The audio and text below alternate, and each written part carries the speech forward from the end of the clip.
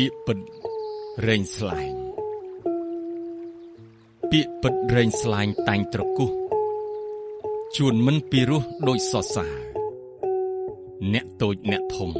ខ្លះហើយអើគេបានសរសើរថាយល់ការឯខ្ញុំត្រង់ស្មោះអស់តម្លៃគេចោទចង្រៃអត់បានការខុសគេតាឯងនាំបញ្ហារកល្បិចចាត់ការកំចាត់ចោលនេះឬជីវិតជនគំរូប្រឹងប្រែងតស៊ូរស់តែលតោលផិតភ័យគ្រប់គ្រាងារដូចចោល